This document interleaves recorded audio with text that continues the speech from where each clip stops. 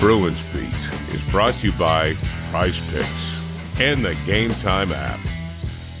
And welcome into the Bruins Beat, presented by Prize Picks. Go use that promo code CLNS for $50 back when you play just $5. And we're presented by Game Time. Go use that promo code CLNS to get $20 off that first purchase. Terms apply. I am Evan Marinofsky, joined today by Mark Divver. Divs, Evan, what's up? same old, same old. Getting ready for another weekend of hockey.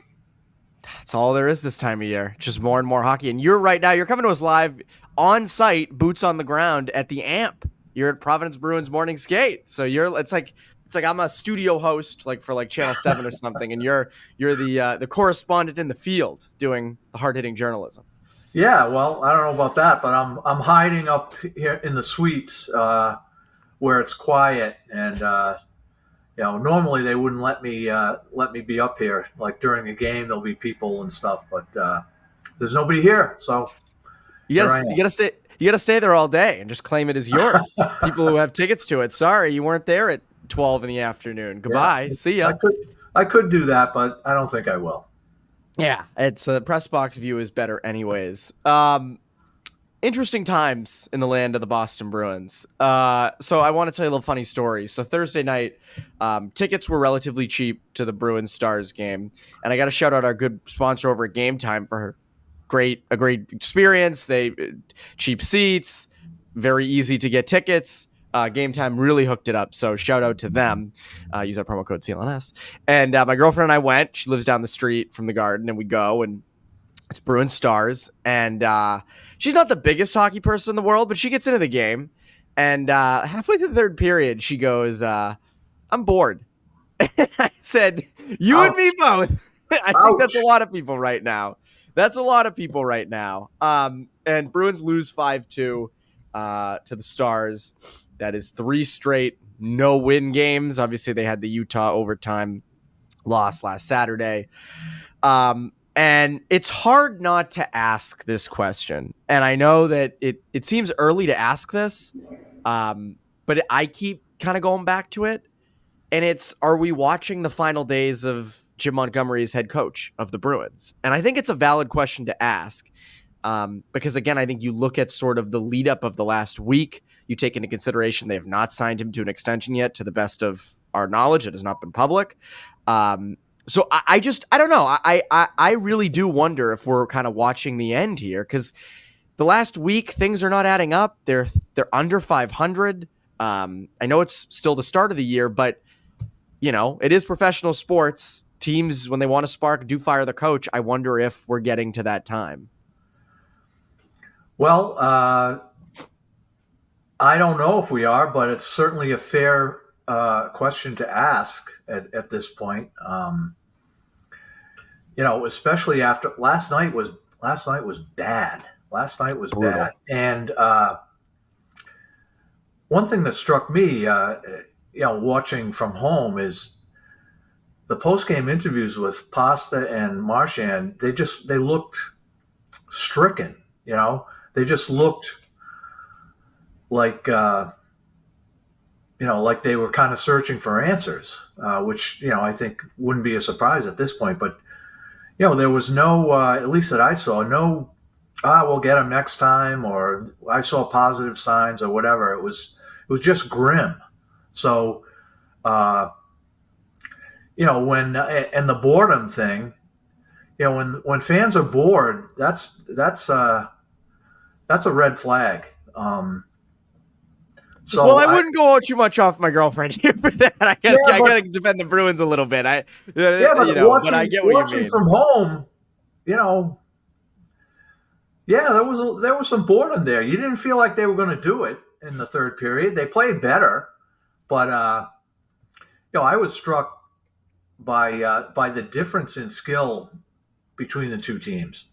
Now Boston is in a trough right now. They're not playing well. So is it fair to judge them off of last night's game or the previous one in Nashville? Well, probably not. But boy, Dallas is a Stanley Cup contender, right? Some people are picking them to win the cup, and they're legit.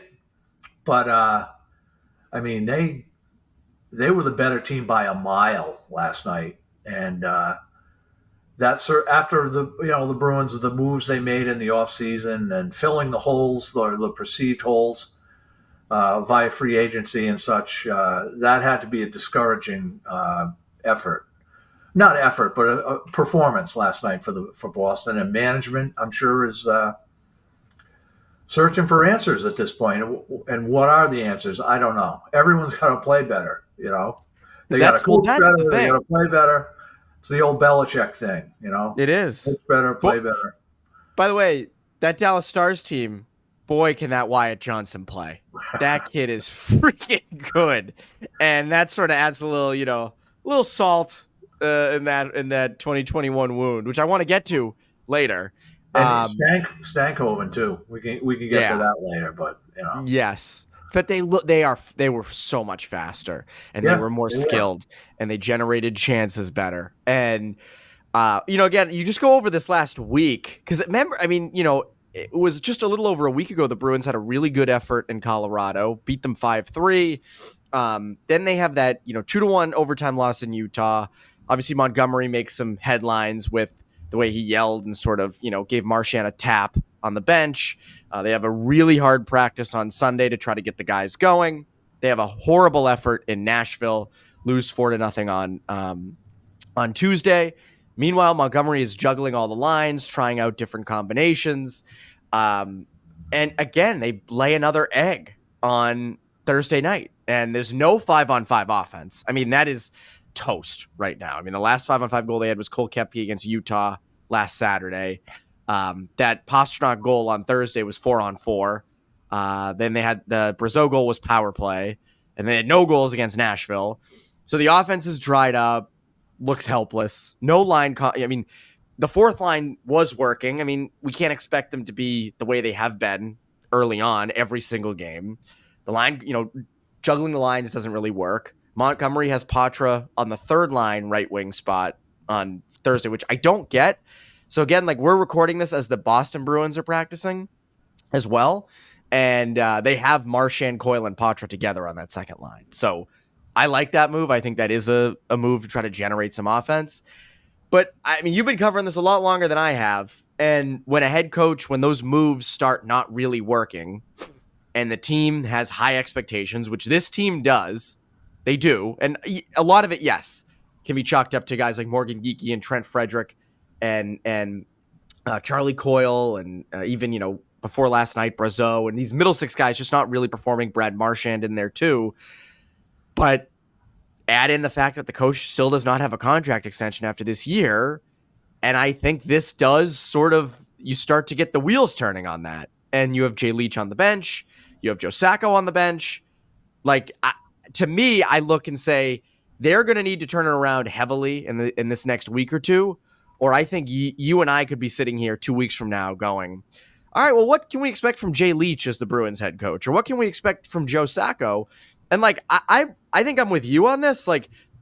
You and I both are very entrenched in the college world, and I think it's good for coaches to be in a place for a while because it takes a while to cook. You look at Colorado, you look at Tampa Bay, they didn't pull the plug on those guys early when they could have in both situations. But the reality is if the voice starts, not really hitting the players, then that's when changes are made. And I think we're near it. We're not at it, but I think we're on the road. The Bruins are on the road to that, I think. Well, you may be right. There's been a lot of turnover since they let Bruce Cassidy go. A lot of turnover. But at some point, and you kind of say this or think this over and over when coaches are about to get fired or do get fired, is it's on the players, but the coach bites the dust oftentimes. 100%, yes. The old thing, you can't change all the players. Well, they changed a lot of the players now from 3 years ago, and I don't know. I looked up Monty's winning percentage since coming to Boston. The points percentage is like 750. It's insane. It's insane. Yeah. And maybe you're gonna let this guy go. I don't know. Well, I guess that could work depending on who's next and whether, whoever it is can kind of spark them or, try some different ideas. I'm sure they're knocking ideas around in the coaches' room every day. And the guys we're talking about maybe as successors, they're in there. They got ideas.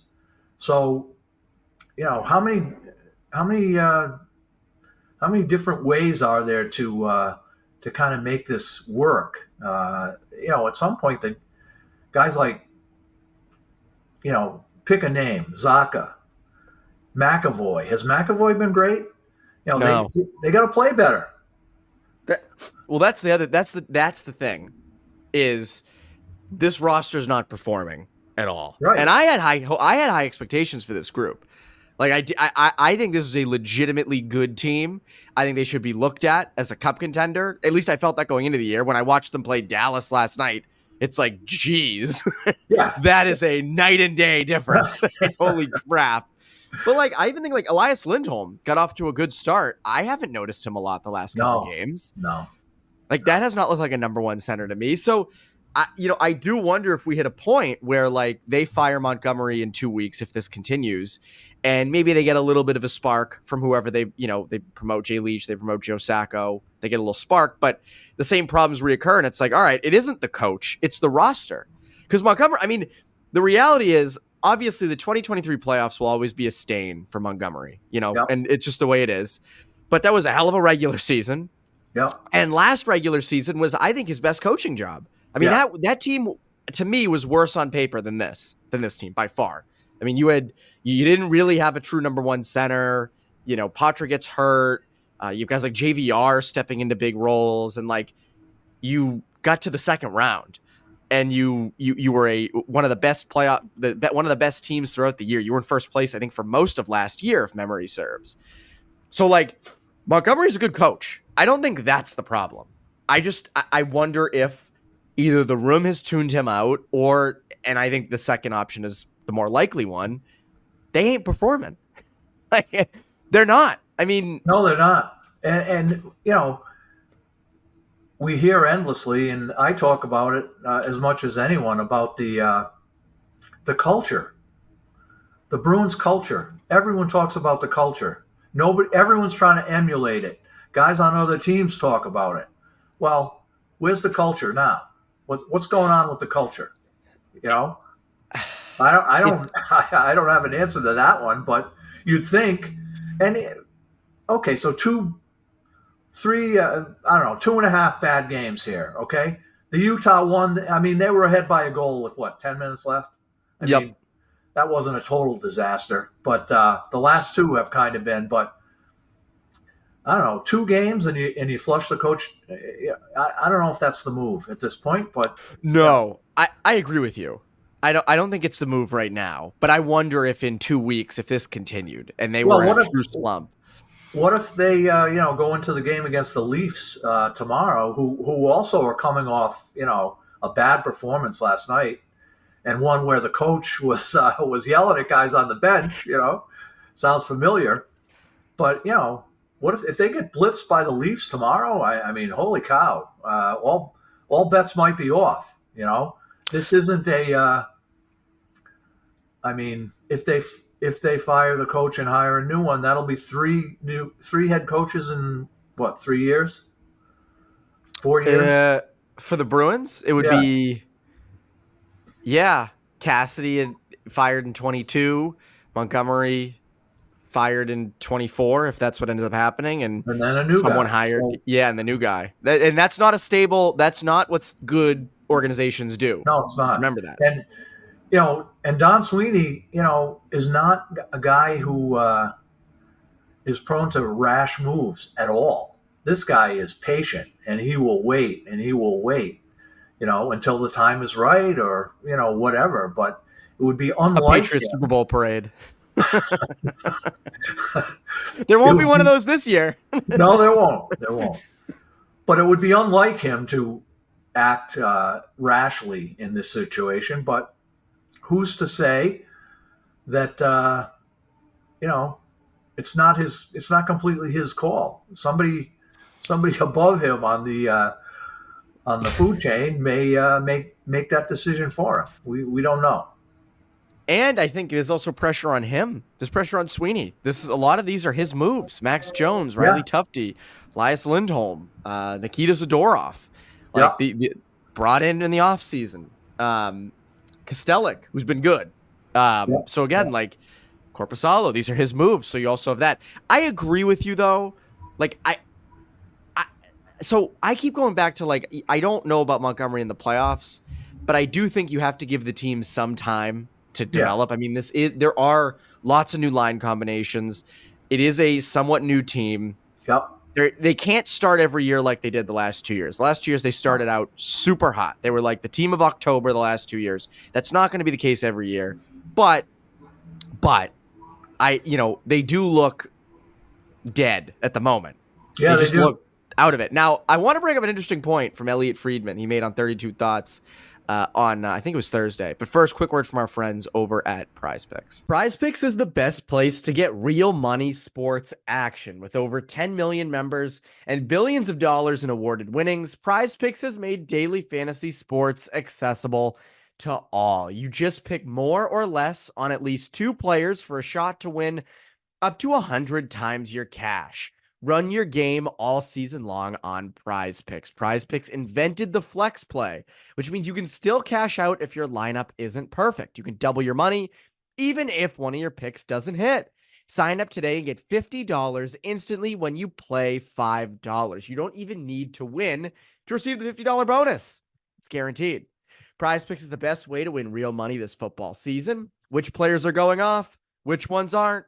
Make your picks in less than 60 seconds and turn your sports opinions into real money all season long on Prize Picks. It's hard not to pick more receiving yards for Justin Jefferson or more passing yards for Josh Allen. So download the app today and use code CLNS to get $50 instantly after you play your first $5 lineup. Again, download the app and use code CLNS to get $50 instantly after you play your first $5 lineup. Prize Picks. Run your game. Now, back to the show. So Elliot Friedman made an interesting point on 32 Thoughts and basically said the Bruins sort of looked despondent after those 2 losses to Florida. I mean, it's sort of like, if you have these 2 prize fighters come out and one of them punches the other in the mouth 2 straight times and just demoralizes them. And I think the way they approached Florida and the way they built their team to beat Florida, we might look back on and go, that was kind of the wrong thing to do. And it was sort of the way their schedule came out because, again, you face them twice in your first 4 games. And that sort of sets you up to, get a little disappointed. And I think, I wonder, and I don't know this for a fact, but I do wonder if they look at it and say, okay, great, we can beat the Canadians. Okay, great, we can beat the Kings. We can beat the Avs, whatever. But we got knocked out twice, two times in a row by the Panthers. And I do wonder if that really set in a little bit of a seed of doubt. It shouldn't. It's it's 2 of your first games of the year. They're going to be, they should be an entirely different team come March, April, and May. But I do wonder if those Panther losses had a big effect on this team. Well, that's a good point. It certainly seems like that's the case. I mean, the schedule maker didn't do them any favors by setting it up with two meetings early in the year. But it is what it is, and you kind of have to go. You kind of have to, roll with it and make the best of it. Beating them in October doesn't really. What does that get you? Nothing. Beating I them agree in with April you. and May is what the goal is, and building the team so that they're ready to go in the playoffs is should be the goal, and it probably is on the coaching staff. But those 2 games really apparently knocked them for a loop, and they haven't recovered from it yet. And it's interesting that the Rangers are beating the wheels off everyone. And then Florida goes in there last night and beats them. So it's like, they're the heavyweight champion is hard to dethrone, and the Bruins made their moves with that in mind. But you want to beat them in the spring, not in the fall. And it's been tough to dig out of the hole of those two Florida losses early on. And they I think that's the thing, is that I think it did knock them for a loop. Like, and that's just my opinion. I'm not like, they're saying it behind closed doors. Like, I do think that did pack a punch, because again, they talked all training camp, that game one against Florida, and they go out there and just are completely outmatched in that. Well, I mean, that first game was bad. The whole thing with Frederick challenging, Kachuk wanting to fight and then, bluffing his way into, he didn't drop his gloves. It's like, just, it keeps happening over and over again. And they fell for it again. It got me this time again. Well, I don't know what the answer is, but they got to try something different when they do. I don't know when they play Florida again, but so I don't think it's for a while. Thank God. Imagine all 4 games at the beginning of the year, like all in October. Like, oh, that's great. Hopefully it's not for a while. Yeah. Little interesting tidbit from Boston Bruins practice on Friday. We're recording it like as it's happening. Yeah. Obviously I'm not there, as you can tell behind me. But so there was kind of some speculation that players showed up late to practice, so that maybe they were having a players only meeting. Scott McLaughlin just tweeted, Marchand said the delayed start to practice today was just because of video session, and an NHL related meeting ran long. Says there was no players only meeting. So again, I was going to bring that up if they were actually having a players only meeting. They didn't. My guess is if they lose to Toronto on Saturday, there might be a players only meeting. Well, you know what they say about players only meetings. If you have a players only meeting, that's like a last resort, right? What if you have one of those and then you lose the next game anyway? Then what do you do? That's the problem. Yeah. What's interesting? Like, I remember this was 2011 when they lost those 2 straight to Montreal out of the gate in the playoffs. Didn't they have like an off day in Lake Placid or something? Like, yeah, they went to Lake Placid. Yeah. And they just did like non-hockey stuff. Like, I wonder if that comes in the cards. By the way, it's only been 2 regulation losses and an overtime, right? Like, this is not the end of the world. I think people are just so conditioned, and we are so conditioned to this team just being so great in the regular season. We expect this in the playoffs, but in the regular season, it's usually a little bit of a higher standard. And it's funny, like, I don't know how much of that Amazon Prime documentary you watched, but I found it interesting. I watched the first 2 or 3 episodes, and I just haven't watched the rest.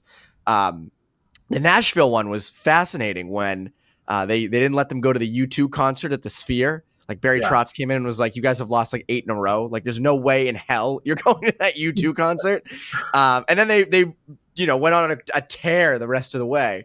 So maybe the Bruins need to plan, like, go to a big event, and then they need Sweeney to come in and like throw a Gatorade bottle or Gatorade jug. Like, you're not going to set. I'm trying to think of someone that's coming here. Someone I saw Little Big Town is coming to the TD Garden on Halloween. So maybe no Little Big Town concert, guys. All right, none. You're not going. No Patriots game on Sunday. That's right. Thank God. Oh, thank you, Sweens. Thank you, Don. You saved me. I appreciate you. One thing has crossed my mind. I have a friend who works for another team, and every year for like, I don't know, many years in a row, he's like, I don't know how the Bruins do it. That one of these days it's going to all fall apart. The roof's going to cave in. All these, bad drafts and, bad signings and this and that, it's going to all cave in on them. And every year it's like, geez, I don't know how they're doing it again. They're the roof isn't caving in. Well, this time, I don't know. Yeah, it's only 2 games, but I don't know. It's they're going to have to figure something out here. Maybe it is. Maybe it finally is. Because you're right. I mean, people every year, a lot of national people, kind of predict they don't. They either don't have the Bruins in sort of the Cup contender group, or they say, "Oh, this is the year the Bruins finally don't make the playoffs," and that as you said, the bad drafts catch up to them. And hasn't happened yet. Is it this?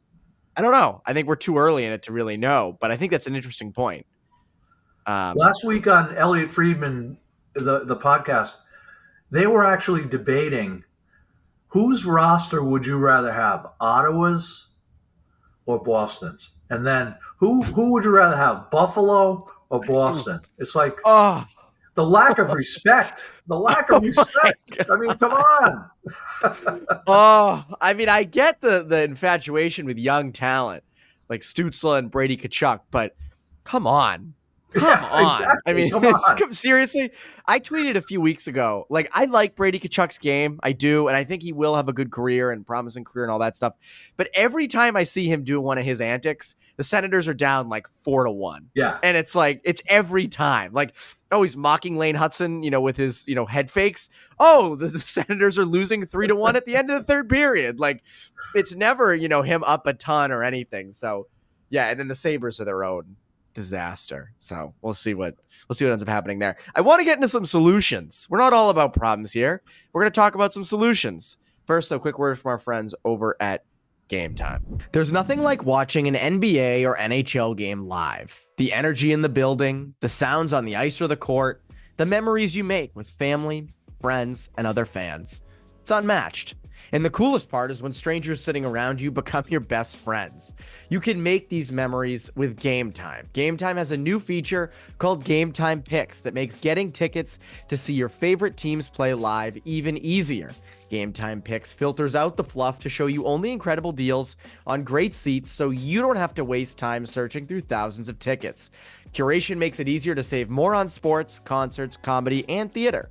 When I use Game Time, I also love the flash deals, which help me get discounted prices on really good seats.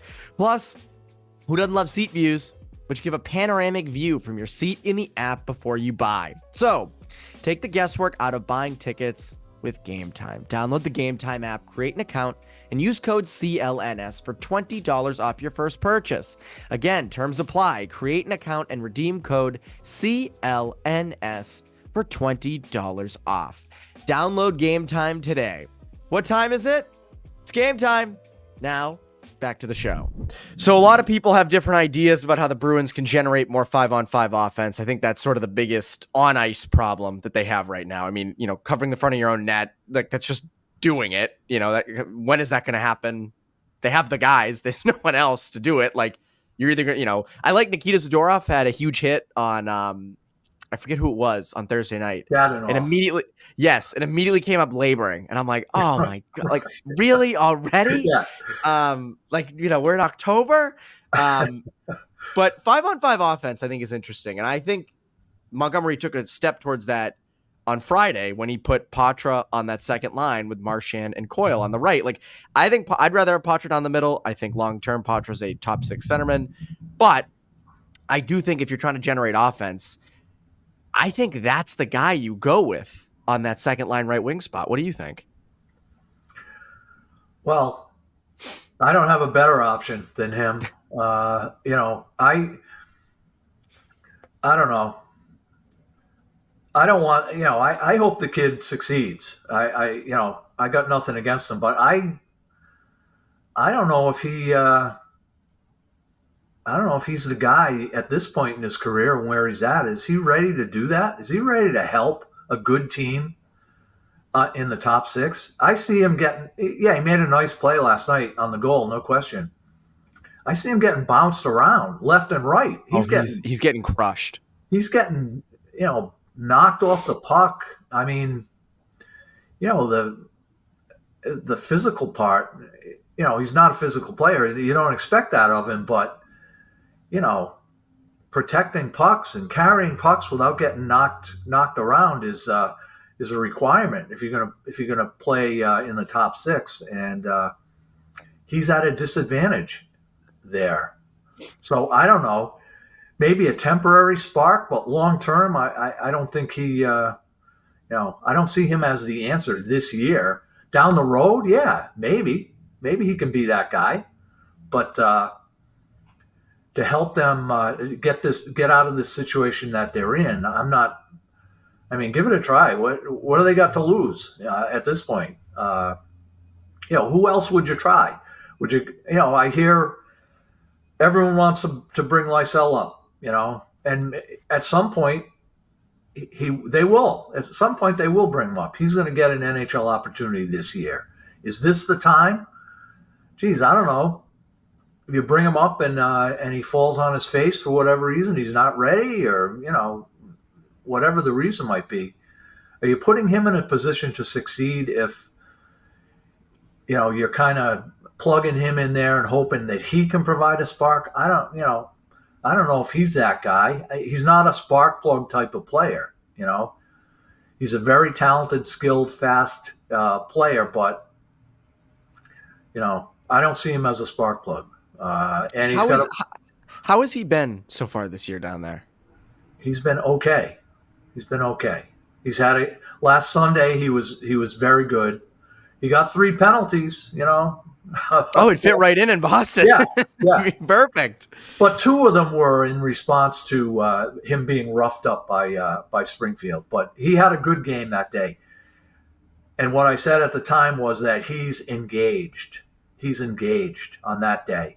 There's too many times when he's not engaged. That's been a thing. But throughout his time here in Providence. But he was good on Sunday. He had a highlight reel goal on Saturday, which I'm sure you saw. And people point to that and say, "See, there it is. He's ready." My response is, did you see? You think that move is ever working ever again on a like that?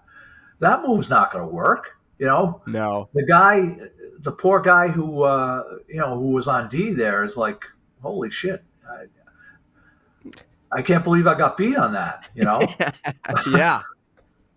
But, he, like I said, he's not a spark plug. That's not what he is. And I think putting him with a play driver is important. It might work. What was interesting about Sunday, in my opinion, is they put him with Patrick Brown and Riley Duran, 2 guys who, they don't take shifts off. They, they're going. And I don't know if they dragged him along, with them, or whether he was just ready for a good game that day. But that line was good. He wasn't with Merkaloff or Lettieri, or kind of a skill line. It was with more of a meat and potatoes line, and he responded with a really good game. And they're together again tonight, and we'll see what they bring. Against a really strong Hershey team.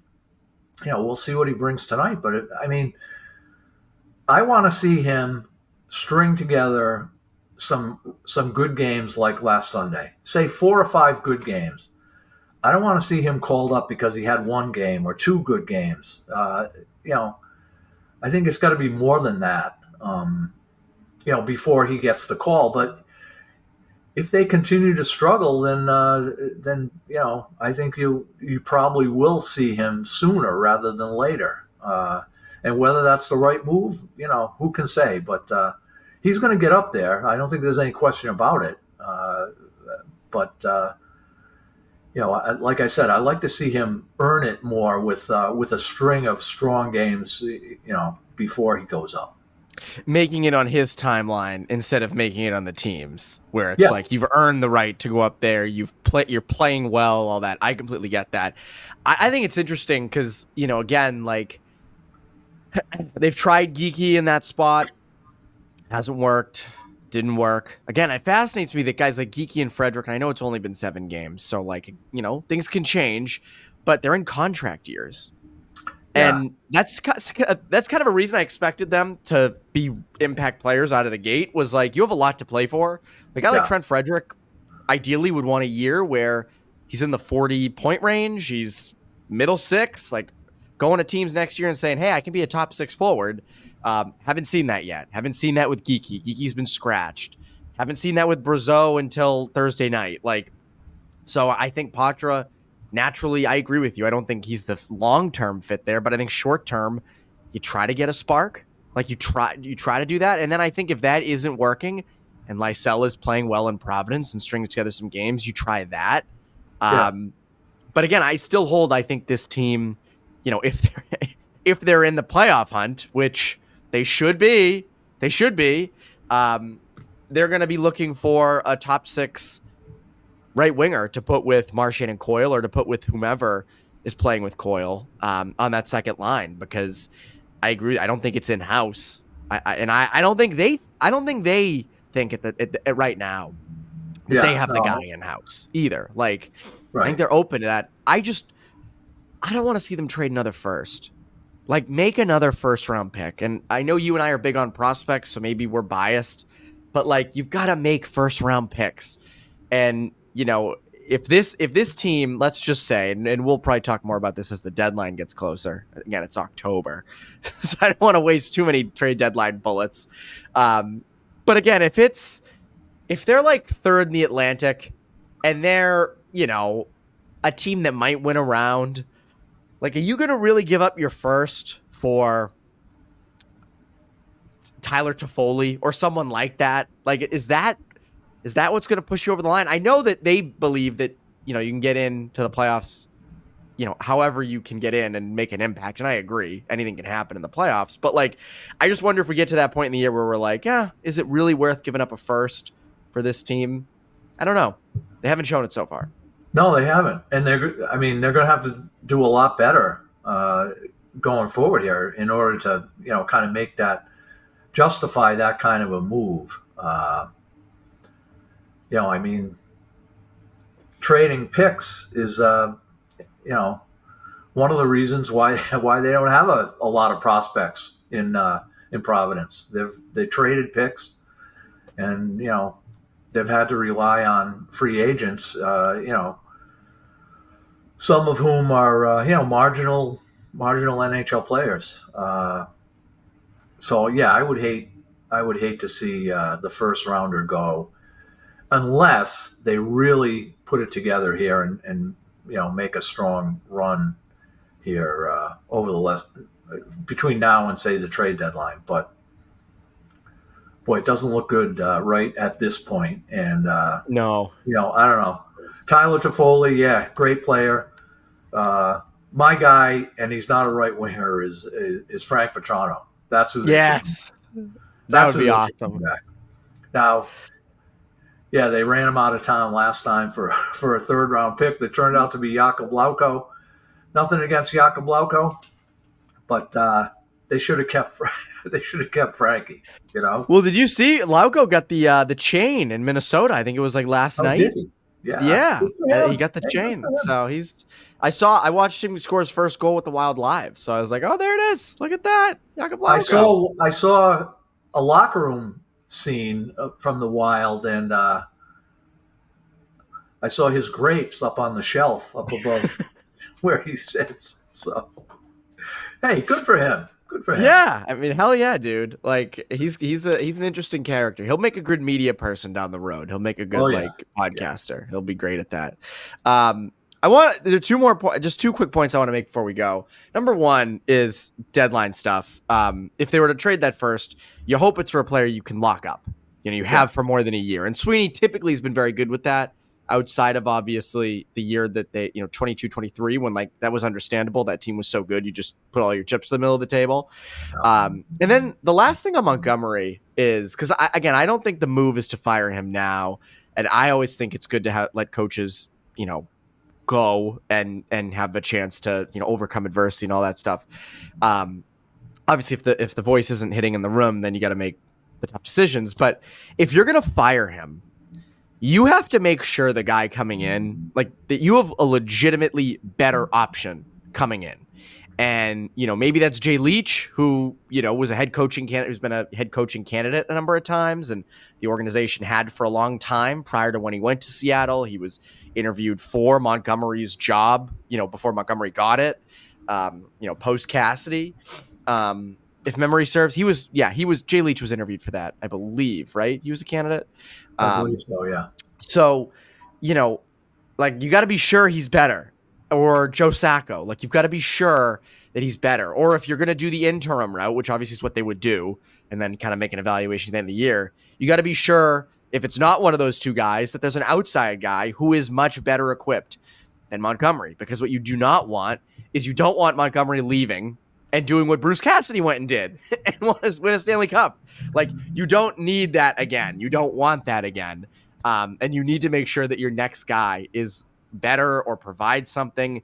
Is he the happy medium between Jim Montgomery being a player's coach and Bruce Cassidy being a hard ass? Like, what does that look like? Because, as we said earlier, good organizations are not turning over coaches year after year. I mean, we make fun of the Leafs all the time, and maybe they should have let Sheldon Keefe go a long time before they actually did. But they gave that guy a freaking long leash, and there were a lot of first-round exits in there. And they let him develop and cook and all that, and let him go when they absolutely had to. Maybe that was the wrong move. But I think, good organizations don't fire the coach just, willy-nilly. And I think that's what you have to worry about here, is them just kind of getting trigger happy with it. So. Well, and if you were going to make a change, what if you, I like this. I know where this is going. I know exactly where this. I think I know where this is going. I would love to see my friend Jay Leach get it. But what if they looked outside, the Bruins organization? That would be unlike them. But there's coaches out there. Joel Quenneville is out there, right? I mean, I thought you were going to say Mike Sullivan. I thought you were going the Mike Sullivan route. That would be a choice. Happen. Yeah. Could but happen. Coaching his son-in-law. That would be bringing back a guy who was here once before. That would be an interesting move. But that Mike Sullivan, that'd be great. But somebody from outside. I don't know. I don't know what they would do. I think it makes sense that it would be somebody internal to start with, and maybe an interim tag if it comes to that.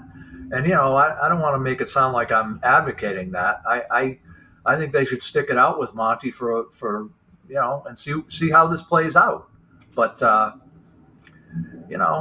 if you got ownership, you got to answer to ownership, and the president Cam Neely is has where he stands on this. I'm sure he's not happy with the results recently, but I don't know. Do you put in an interim coach and see how it turns out the rest of the year? I don't know. Maybe you do, or Cassidy maybe you look outside. Right? What's Cassidy that? Cassidy was interim, right? Yeah, he was. Yeah.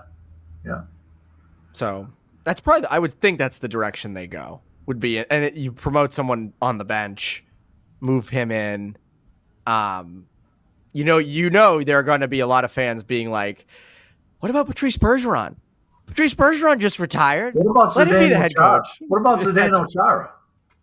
His head will be over the glass behind him. It'd be classic. Get Chara on the bench. Chris Kelly, Andrew Ferentz. Yeah, there you go. Yeah. Have everybody, the 2011 team, just behind the bench. Let them. Yeah, let them run the job. What's Johnny Boychuk doing these days? Exactly. Get Johnny Boychuk behind. Have him coach the D. Chris Kelly can be in charge of the forwards. Chara can run the team. Got to be like a fourth coach. So, Tuca. Tuca is the goalie. Replaces goalie Bob. It's a 2011 takeover. That's what it is. Andrew Ferentz. Yes. Yeah. Ferentz. I think you need a forward. If it's Boychuk, Chara, and Kelly, you do need a forward. So, you do. Michael Ryder. What's Michael Ryder up to? Maybe Michael Ryder wants to jump behind the bench. So yeah, we fixed it. We fixed the Bruins bench. Spring 2011. This is always fun. We haven't done one of these in a while, so we'll have to do one again soon. What can people look forward to from you? You have a lot of Providence Bruins coverage, I know, every weekend. So what do you? Yeah, I'll be there this weekend. I've been watching the colleges, of course, and I'll continue to do that.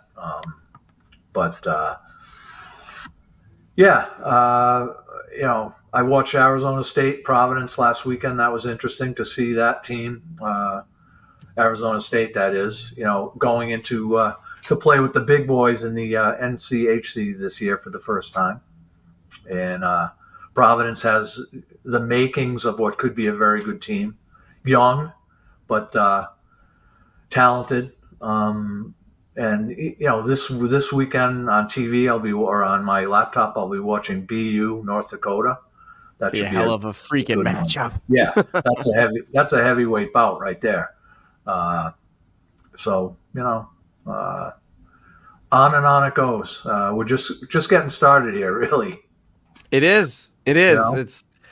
It is that time of year. Hockey every weekend, and it's every level. I mean, I'll be at hockey events at New England Sports Center this weekend. I'll be at I'll watch obviously Bruins Leafs, and it just in college. There's so many, but it's fun. I mean, that's what you and I do. Yeah. Like, so Yeah. it's great. Anyways, that's been Bruins Beat this week. That's Mark Divver. I'm Evan Marinofsky. Bruins Beat listeners, have a great rest of your week.